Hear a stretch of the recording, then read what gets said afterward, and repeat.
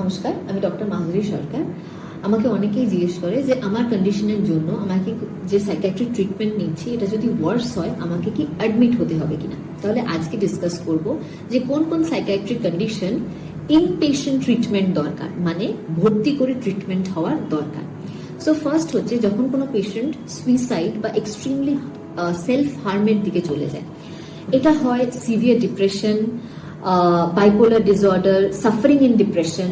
In that case, যখন patient নিজেকে ক্ষতি করতে চায়, অ্যাক্টিভ সুইসাইডাল থটস থাকে বা যদি কন্টিনিউয়াস সেলফ হার্মের থট থাকে, আর যখন ডক্টরের মনে হয় যে এনাকে যদি আমি একা ছেড়ে দিই তাহলে সুইসাইড হওয়ার চান্সেস থাকতে পারে, ইন দ্যাট কেস আমরা অ্যাডভাইস করি পেশেন্ট অ্যাডমিটেড হবে। Number 1 suicide or self harm. Number 2 যখন পেশেন্ট নিজের কেয়ার করতে পারে না। তো এটা কোন কোন কন্ডিশনে হয়? যখন সিজোফ্রেনিয়া খুব লেট স্টেজে থাকে বা খুব বেশি সিভিয়ার কন্ডিশনে থাকে, তখন অনেক সময় পেশেন্ট না তো চান করতে পারে নিজে একা, বা নিজে খাওয়া দাওয়া টাইমে করতে পারে না, নিজের বেসিক যে সেলফ হাইজিন যেটা সেটাও মেনটেন করতে পারে না। এই সময় পেশেন্টের ইনপেশেন্ট ট্রিটমেন্ট কিন্তু খুব নেসেসারি। থার্ড, যখন পেশেন্ট এক্সট্রিমলি ভায়োলেন্ট, মানে যখন আমার মনে হতে পারে patient can be harmful to others, your family members, যখন এক্সট্রিম অ্যাজিটেশন, অ্যাগ্রেসিভ স্টেটে বা খুব ডিস্ট্রাকটিভ বিহেভিয়ার যখন আমরা দেখছি, এটা acute ATPD, acute transient psychotic disorder, বা হচ্ছে বাইপোলার ডিসঅর্ডারের ম্যানিক স্টেটে আমরা কিন্তু এরকম পেশেন্ট থাকে, আর আমরা তাদেরকে অ্যাডভাইস করি যে একটা ইনপেশেন্ট ট্রিটমেন্ট হওয়া দরকার। থার্ড, ইনটক্সিকেটেড স্টেট, মানে হচ্ছে ওপিওয়েড ইনটক্সিকেশন, অ্যালকোহল ইনটক্সিকেশন বা substance withdrawal state.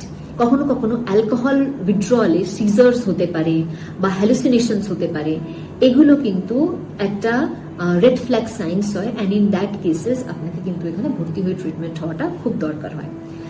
Most commonly যেটা আমরা দেখি যে প্যানিক ডিসঅর্ডারে পেশেন্ট ডাইরেক্টলি নিজেরাই হসপিটালে চলে গেছে। তো যখনই প্যানিক অ্যাটাকস হচ্ছে, এই সময় তাদের মনে হয় যে হার্টবিট বাড়তে শুরু করেছে, এক্সট্রিম সোয়েটিং হচ্ছে, ট্রেমার্স হচ্ছে, একটা ফিলিং অফ ক্যাটাস্ট্রফিক ডুম, মানে পেশেন্টের মনে হয় আমি এখনই মরে যাবো, আমার একটা কিছু হতে চলেছে, স্ট্রোক হবে বা হার্ট অ্যাটাক হবে, আমার এখনই কিছু একটা হবে, আর এই জন্য সে নিজেই হসপিটালে অ্যাডমিটেড হয়ে যায়।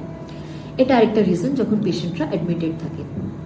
আরেকটা যেটা one of the most critical condition হয়, আর এটা একটু কমই দেখা যায় আরবান স্টেটসে, সেটা হচ্ছে ক্যাটাটোনিয়া। ক্যাটাটোনিয়াটা এটা আমরা হয়তো খুব একটা বেশি শুনিনি, আর মেবি হয়তো ফিউচারে একটা কোনো ভিডিও করবো ক্যাটাটোনিয়ার ব্যাপারে।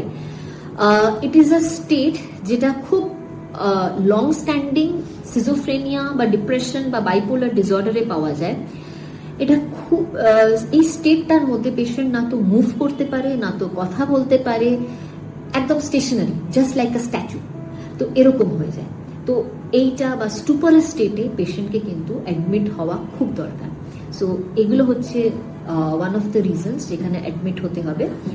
অ্যান্ড আরেকটা স্টেট হয় this called conversion disorder. Conversion disorder usually উইমেনদের মধ্যে একটু হয়, এটাকে আমরা আগেকার দিনে একটা খুব ডেরোগেটরি টার্ম আর হিস্টিরিয়া বলে জানতাম, যেখানে অনেক সময় psychological pain gets converted into a physical illness.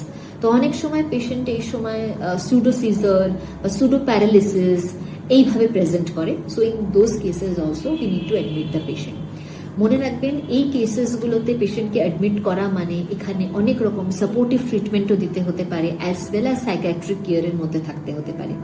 আর এই ভর্তিটা কখনো 1-2 দিনের জন্য হয় না, এটা একটু লং টার্ম হতে হয়, which means approximately 15 days, 20 days or a month আমরা ভর্তি রাখতে থাকি। আর পেশেন্ট যখন মনে হয় যে আবার সোসাইটির মধ্যে বা নিজের বাড়ির মধ্যে আবার রিহ্যাবিলিটেট করতে পারবে, তখন আমরা এটাকে ছেড়ে দিই। This is how we treat inpatient, we do inpatient care.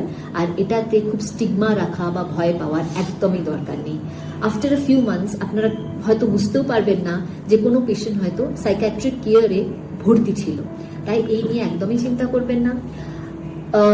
Psychiatric পেশেন্টসকে কখনো উল্টোপাল্টা রিহ্যাবেও ভর্তি করে দেবেন না। এগুলোর জন্য স্পেশালাইজড সাইকিয়াট্রিক নার্সিং হোমস থাকবে, তাদের মধ্যে ওনাদেরকে রাখতে হবে। এখানে খুব ফেভারেবল এনভায়রনমেন্টে পেশেন্টদের রাখা হয়, পেশেন্টদের রিইন্টিগ্রেশন শেখানো হয় সোসাইটির মধ্যে, and after a certain time ছেড়ে দেওয়া হয়। আগের কনসেপ্টস আর মিসকনসেপ্টস আমরা যেগুলো বলবো যে সাইকিয়াট্রিক হসপিটাল মানে একটা অ্যাসাইলাম কেয়ার বা ইলেকট্রো কনভালসিভ থেরাপি, এগুলো কিন্তু এখনকার দিনে আর সেরকম হয় না। তাই সুস্থ থাকুন, ভালো থাকুন, আর আপনার আশপাশে যদি কারোর খুব সিভিয়ার মেন্টাল হেলথ ইলনেস হচ্ছে, ট্রিটমেন্ট নিন, আর যদি মনে হচ্ছে ভর্তি করতে হবে আপনার ডাক্তারের সাথে কথা বলুন। Thank you so much.